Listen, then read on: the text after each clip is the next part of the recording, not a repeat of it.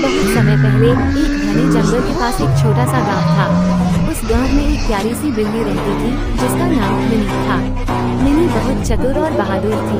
वो पूरे गांव की चहेती थी क्योंकि वो हमेशा अपनी चतुराई से गांव वालों की मदद करती थी। उस जंगल में एक भयानक राक्षस भी रहता था। उसका नाम गुरमुख था। वह गाँव वालों को डराता और उनकी फसलें बर्बाद कर देता था। सभी लोग उससे बहुत डरते थे और उसे दूर रखने के लिए पूजा पाठ किया करते थे। एक दिन गुरमुख गांव में आया और घोषणा की, अगर कोई मुझे हराना चाहता है तो उसे मेरी गुफा में आना होगा। लेकिन याद रखना, जो मुझे हराने की कोशिश करेगा वह कभी वापस नहीं लौटेगा। सभी गांव वाले डर गए। मिनी ने ये सुना और सोचा, इस राक्षस को कोई तो रोकना होगा।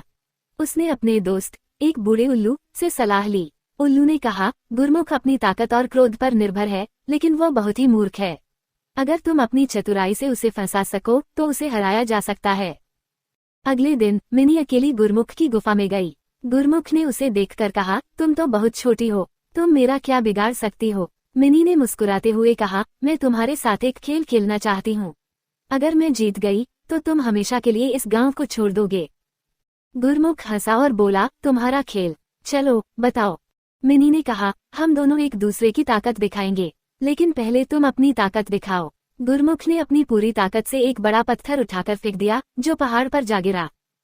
अब मिनी की बारी थी। उसने कहा, मेरी ताकत अलग है, मैं हवा में उछलकर तुम्हारे सिर पर बैठ सकती हूँ। अगर तुम मुझे पकड़ सको तो मैं हार मान जाऊंगी। गुरमुख ने उसे पकड़ने की कोशिश की, लेकिन वह तेजी से इधर उधर भागने लगी।